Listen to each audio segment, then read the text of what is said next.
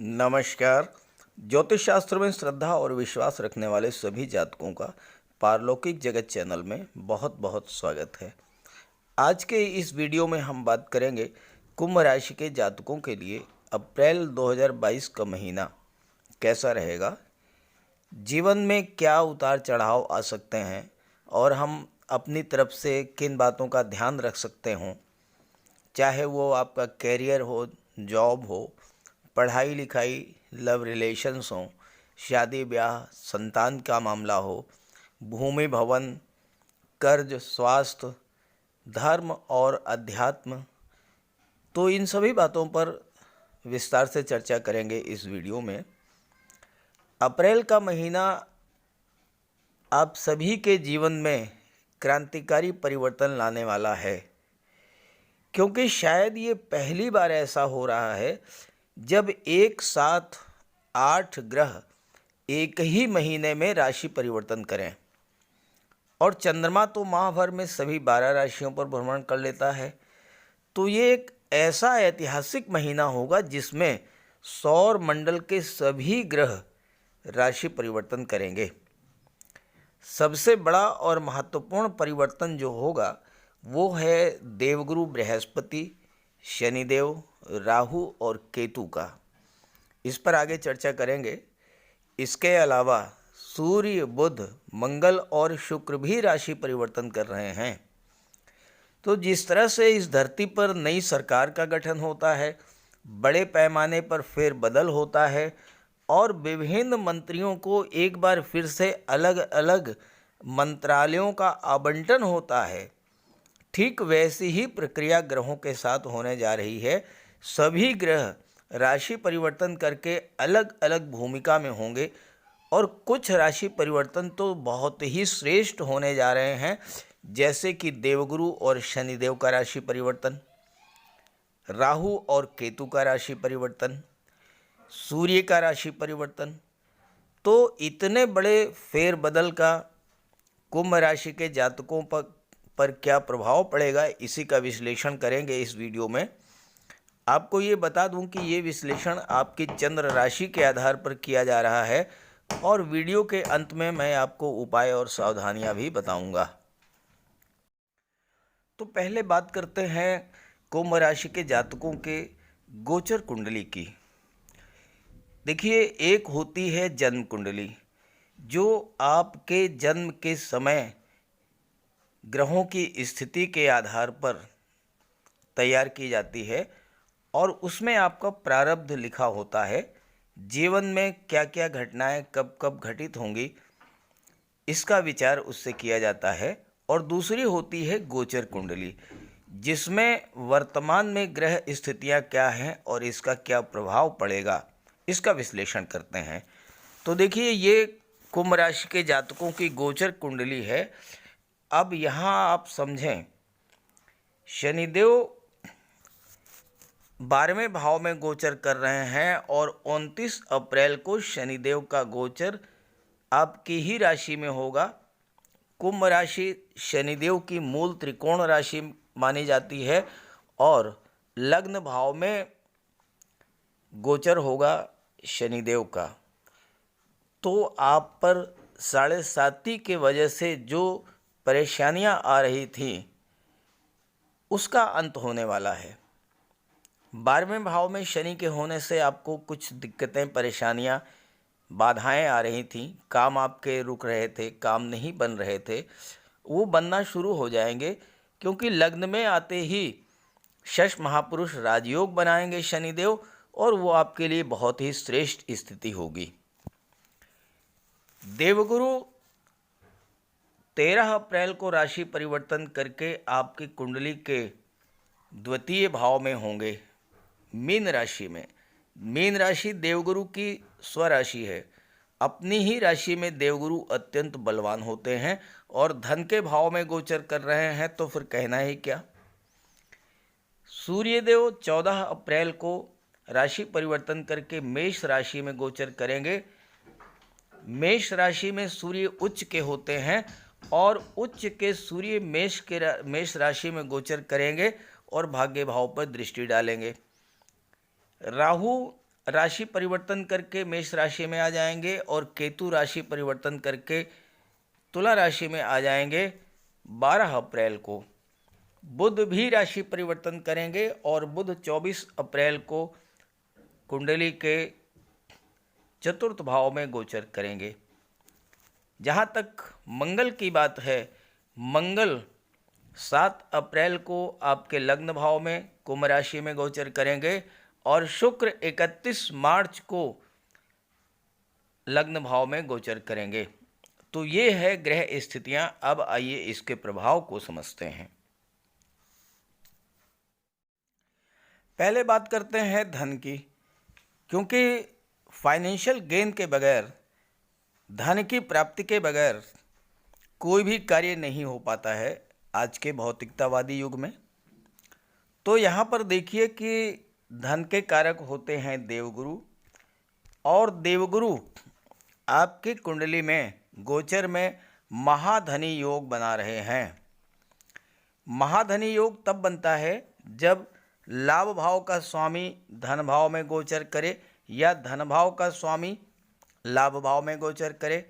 अब यहाँ लाभ भाव के स्वामी हैं देवगुरु, यहाँ 9 लिखा हुआ है, 9 यानी कि धनु राशि के स्वामी हैं देवगुरु। तो लाभ भाव के स्वामी हैं देवगुरु और देवगुरु का गोचर धन के भाव में हो रहा है अपनी ही राशि मीन राशि में। तो महाधनी योग बन गया। और महाधनी योग इतना श्रेष्ठ योग है कि जिस जातक की कुंडली में ये योग बनता है उस जातक को जीवन भर धन की कोई कमी नहीं होती है। और देवगुरु आपकी कुंडली में पूरे वर्ष महाधनी योग बनाएंगे। कुंडली का एकादश भाव लाभ का भाव होता है और इससे धन के लाभ, संतान के लाभ, शिक्षा, मान सम्मान, पद और प्रतिष्ठा के लाभ का विचार किया जाता है। और यहाँ पर देवगुरु महाधनी योग बना रहे हैं तो आपको भी महाधनी बना देंगे। आपकी धनोपार्जन की क्षमता में वृद्धि करेंगे। विभिन्न स्रोतों से आपको धन का लाभ होगा। समाज के प्रतिष्ठित व्यक्तियों, धनवान व्यक्तियों से आपके संबंध मजबूत होंगे और उनके सहयोग से आप धन कमाने के मार्ग पर आगे बढ़ते जाएंगे। आप अत्यंत बुद्धिमान और चतुर होंगे और एक से अधिक साधनों से आप धन का अर्जन करेंगे। देवगुरु की पंचम दृष्टि कुंडली के छठे भाव पर पड़ेगी और छठे भाव में देवगुरु का प्रभाव ये होता है आपकी इंट्यूशन पावर को बढ़ा देंगे, पूर्वाभास क्षमता को बढ़ा देंगे। आप पर कोई संकट आने वाला है, आपको उसका आभास पहले से ही हो जाएगा और आप अपनी सुरक्षा कर ले जाएंगे।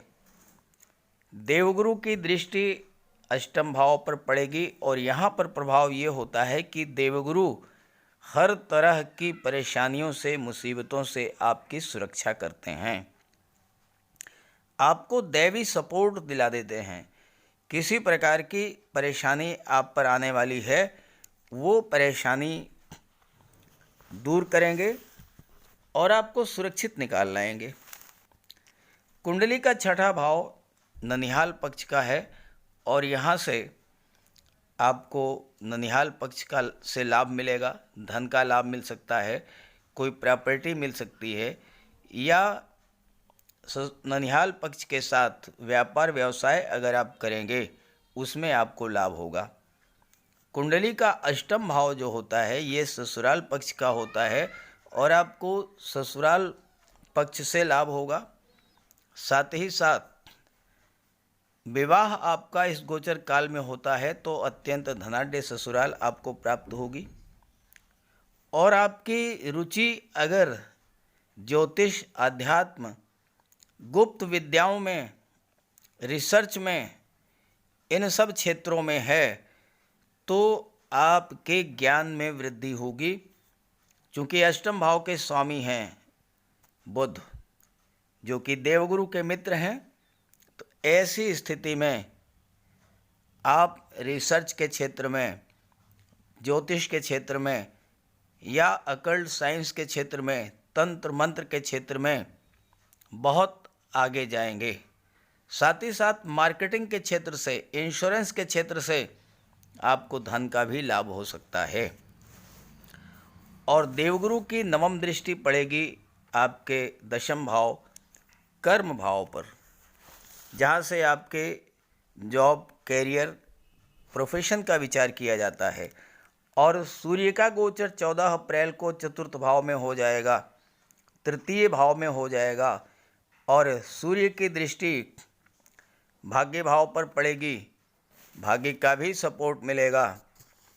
तो ऐसे जातक जो कि शासन प्रशासन, राजनीति, विदेश सेवा, न्यायिक सेवा या फिर वकालत के क्षेत्र से जुड़े हुए हैं, उनके कार्य क्षेत्र में उन्नति होगी, नई नई उपलब्धियां हासिल होंगी। Education sector, finance sector, banking sector से जुड़े हुए जातकों के लिए भी अप्रैल का महीना बहुत अच्छा रहने वाला है। जो जातक काउंसलर हैं या लीगल एडवाइज़र हैं, उनके लिए भी बहुत अच्छा रहेगा। साथ ही साथ बुध का गोचर 24 मार्च को चतुर्थ भाव में हो जाएगा और बुध की भी दृष्टि पड़ेगी कर्म भाव पर। तो ऐसे जातक जो कि आईटी सेक्टर, कम्युनिकेशन, कंप्यूटर या मैनेजमेंट के क्षेत्र से, कला और साहित्य के क्षेत्र से जुड़े हुए हैं, उनके लिए भी बहुत अच्छा रहेगा अप्रैल 2022 का महीना। और चूंकि देवगुरु की दृष्टि पड़ रही है, इसलिए वो जातक जो कि धर्म, अध्यात्म से जुड़े हुए हैं, जो पुरोहित हैं, धर्मोपदेशक हैं, ज्योतिषी हैं, या जिनकी व्यावसायिक क्षेत्र में मिठाई, नमकीन, तेल, घी या किराना की दुकान है, ऐसे जातकों को भी अप्रैल के महीने में बहुत बड़ा लाभ होने का योग बन रहा है। मंगल का गोचर आपके लग्न भाव में 7 अप्रैल को होगा और शुक्र का गोचर 31 मार्च को ही लग्न भाव में हो जाएगा। और शुक्र 27 अप्रैल तक लग्न भाव में गोचर करेंगे और मंगल पूरे अप्रैल के महीने लग्न में ही गोचर करेंगे। तो यहाँ पर मंगल और शुक्र की युति बनेगी, जो कि बहुत ही श्रेष्ठ फल देने वाली होती है। देखिए, मंगल साहस, पराक्रम, शौर्य और ऊर्जा के कारक हैं। शुक्र कला और सौंदर्य के कारक हैं। शुक्र धन के कारक हैं। शुक्र ऐश्वर्य के कारक हैं। शुक्र लग्जरी और विलासिता के कारक हैं। तो जब इन दोनों का योग होता है, जब दोनों ही ग्रह साथ होते हैं, तो आप अपने पराक्रम, अपने बाहुबल, अपनी ऊर्जा के बल पर हर तरह का भौतिक सुख प्राप्त कर लेते हैं।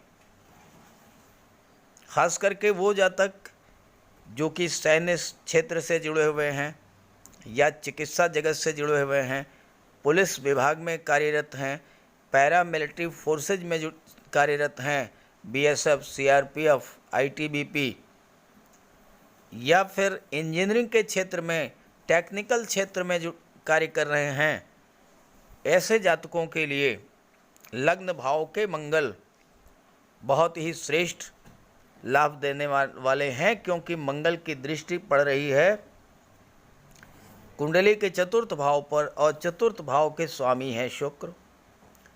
शुक्र धन दिलाएंगे, मंगल आपको प्रॉपर्टी दिलाएंगे। चतुर्थ भाव से सुखों का विचार किया जाता है। भौतिक सुख में जमीन, जायदाद, प्रॉपर्टी आती है। तो मंगल आपको भूमि, भवन उपलब्ध कराएंगे। शुक्र आपको धन दिलाएंगे। देवगुरु आपको धन दिलाएंगे। और देवगुरु 11वें भाव के स्वामी हैं, महाधनी योग बना रहे हैं। 11वें भाव से आपकी इच्छाओं, आपके सपनों का विचार किया जाता है, आपकी महत्वाकांक्षाओं का विचार किया जाता है। आपकी कोई ऐसी इच्छा, कोई सपना जो बहुत दिनों से अधूरा था, आप एक प्लाट खरीदना चाहते थे, नहीं खरीद पा रहे थे, किसी वजह से सौदा फाइनल नहीं हो पा रहा था या धन की कमी हो रही थी, अब वो समस्या दूर हो जाएगी, आप प्लाट खरीद लेंगे। मकान का डेकोरेशन कराना चाहते थे या मकान बनवाना चाहते थे, नहीं हो पा रहा था, मंगल शुक्र और गुरु आपका मकान बनवा देंगे। आपके पास कार्य को शुरू करने की साहस, पराक्रम आपके अंदर होगा। आप डर के मारे काम नहीं शुरू कर रहे थे, कहीं ऐसा ना हो कि पता नहीं कार्य पूरा हो पाए नहीं हो पाए, मैं कर पाऊँ इस कार्य को नहीं कर पाऊँ, बीच में कोई विघ्न बाधा आ जाए, पैसे की कमी हो जाए। तो इस तरह की जो शंकाएं आपके मन में थी वो समाप्त होंगी। आपके अंदर एक नई एनर्जी का संचार करेंगे मंगल। और चूंकि सुख भाव के स्वामी होकर के शुक्र लग्न भाव में गोचर कर रहे हैं, तो आप नोट कर लीजिए, अप्रैल महीने में आपकी ज़मीन जायदाद प्रॉपर्टी मकान खरीदने की, बनवाने की इच्छा ज़रूर पूरी होगी। और एक और अच्छी बात, मंगल की दृष्टि सप्तम भाव पर पड़ रही है, शुक्र की भी दृष्टि सप्तम भाव पर पड़ रही है। और मज़े की बात देखिए कि मंगल की दृष्टि भी, मंगल शुक्र दोनों की दृष्टि सप्तम भाव पर पड़ रही है। मंगल की दृष्टि सुख भाव पर पड़ रही है, सुख भाव के स्वामी शुक्र हैं। कितना अद्भुत संयोग है। सप्तम भाव विवाह का होता है, सुख विवाह के बाद मिलता है। विवाह के पूर्व तो आप संघर्ष ही करते रहते हैं, कॉम्पिटिटिव एग्जाम्स को देना है या बिजनेस में सेटल होना है, आर्थिक स्थिति को मजबूत करना है, अपने पैर पे खड़े होना है, तो तमाम संघर्ष ही संघर्ष रहता है। विवाह करने के बाद थोड़ा सा सुख शांति आती है। और मंगल और शुक्र दोनों ही आपके सप्तम भाव को देख रहे हैं, तो विवाह का भी प्रबल योग बनेगा। और अगर विवाह इस गोचर काल में होता है तो ससुराल भी अत्यंत धनाढ्य मिलेगी। और ये भी संभव है कि आपकी पत्नी भी जॉब में हो या फिर आपकी पत्नी कोई पार्ट टाइम जॉब करती हो, जैसे ब्यूटी पार्लर है, कोई बुटीक है या इस तरह का कोई कार्य। विवाह के बाद आपकी भाग्योन्नति होगी, आपका फाइनेंशियल पोजीशन बहुत ही स्ट्रांग होगा।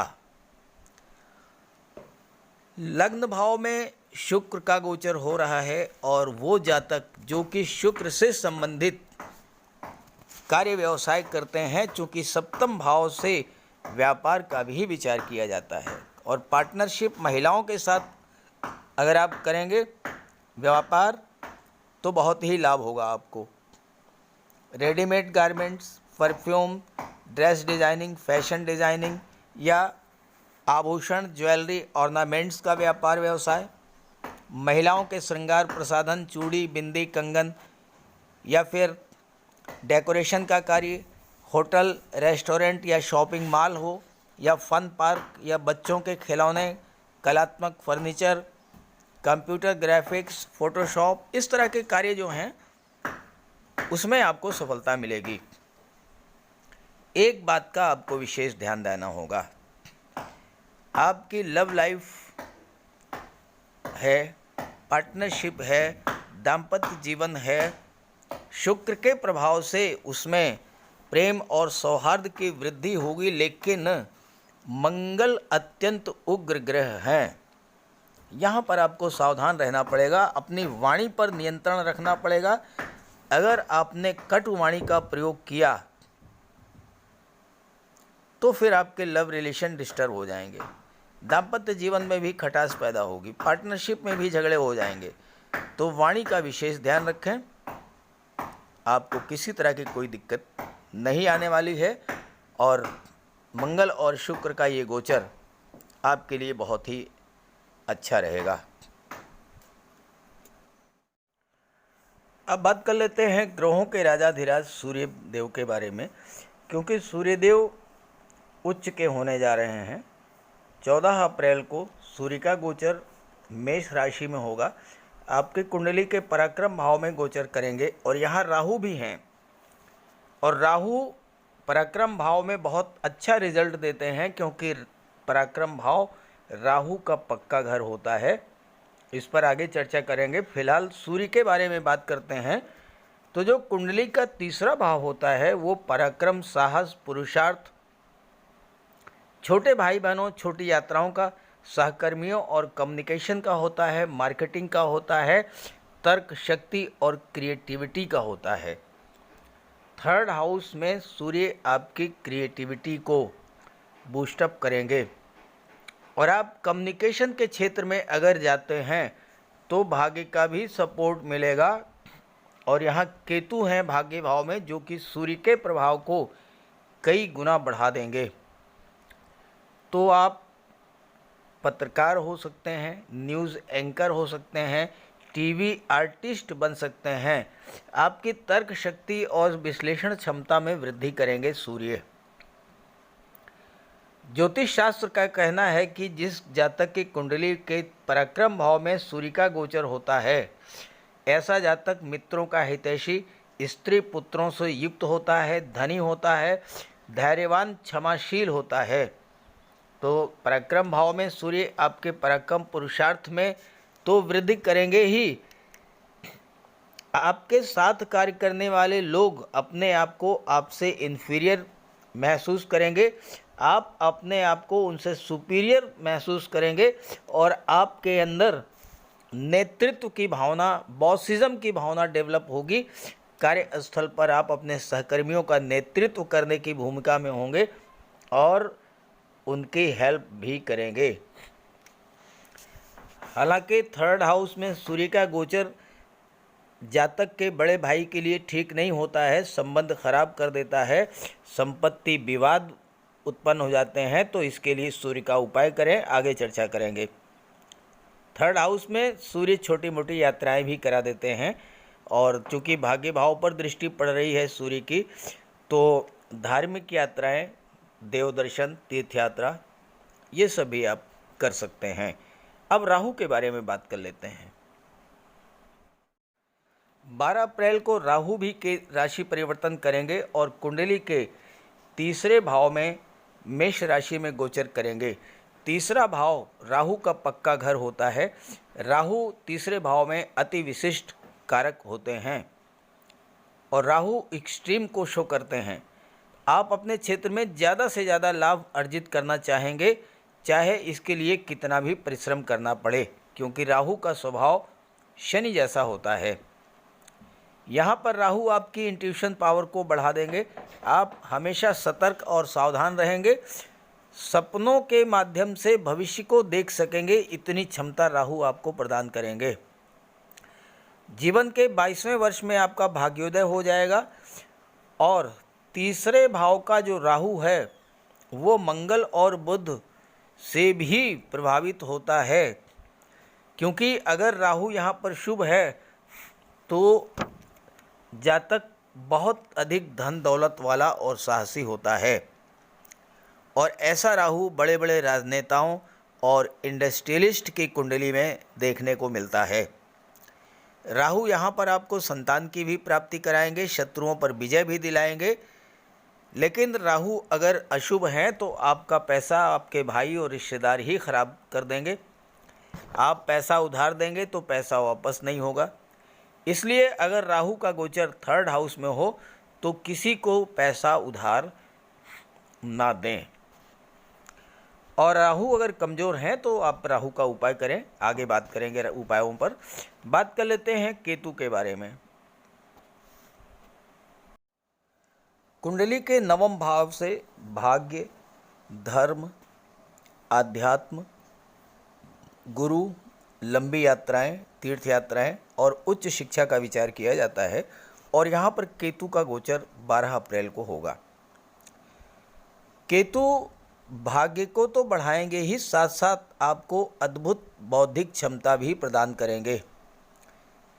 आप उच्च शिक्षा प्राप्त करेंगे मैनेजमेंट के क्षेत्र में, आईटी सेक्टर में, एमबीए, एमसीए, बीएड या किसी अन्य स्ट्रीम में अगर आप उच्च शिक्षा प्राप्त करना चाहते हैं तो केतु आपको सपोर्ट करेंगे।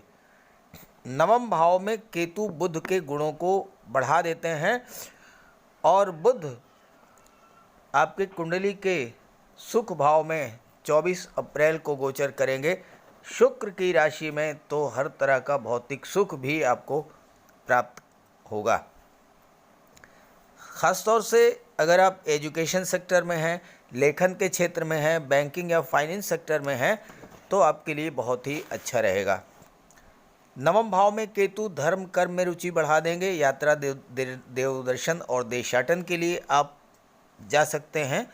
और चूंकि केतु शुक्र की राशि में है और शुक्र लग्न के भाव में है, तो ऐसे में शुक्र के प्रभाव को भी बढ़ा देंगे और ऐसी स्थिति में धन प्राप्ति का प्रबल योग बनाएंगे।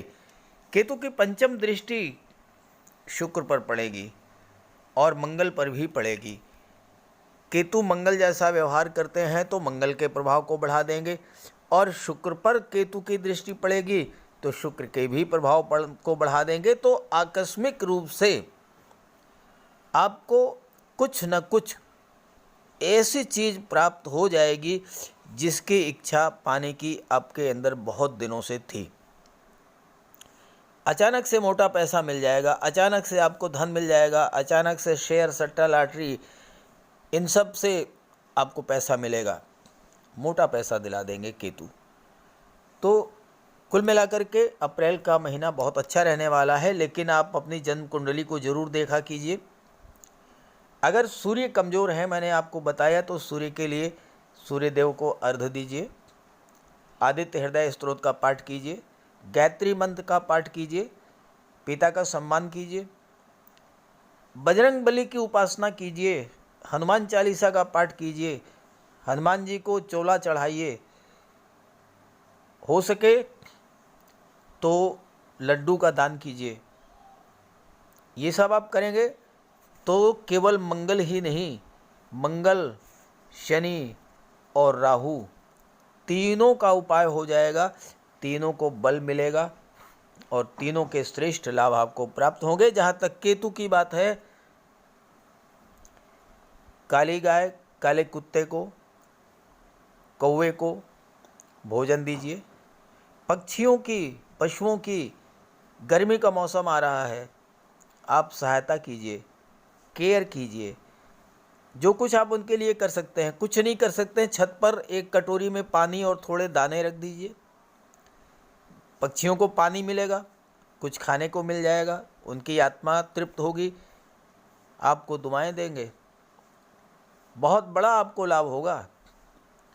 शनि, सूर्य, गुरु, बुध, राहु, केतु, हर ग्रह आपको शुभ फल देना शुरू कर देगा अगर आप ऐसा कार्य करते हैं, क्योंकि दुआओं में बहुत शक्ति होती है।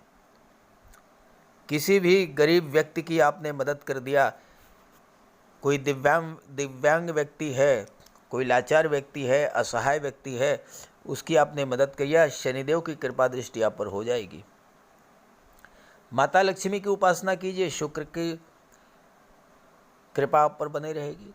कन्याओं को भोजन कराइए शुक्रवार के दिन, मिष्ठान, खीर। तो ये सब उपाय आप करते रहेंगे। देखिए, इस जीवन में संघर्ष तो है, लगातार संघर्ष करना पड़ेगा, लेकिन अगर आप उपाय करते रहेंगे तो एक तो संघर्षों की तीव्रता में कमी आएगी, कष्टों की तीव्रता में कमी आएगी। जो कोई बहुत बड़ी समस्या आपके सामने आने वाली थी वो घट करके छोटी सी हो जाएगी और लाभ की मात्रा बढ़ जाएगी। तो उपाय ज़रूर करें और अपने साथियों को, मित्रों को ये वीडियो शेयर कर दें। साथ ही साथ सभी ग्रहों की कृपा दृष्टि आप पर बनी रहे, इसी भावना के साथ आप सभी का बहुत बहुत धन्यवाद। नमस्कार।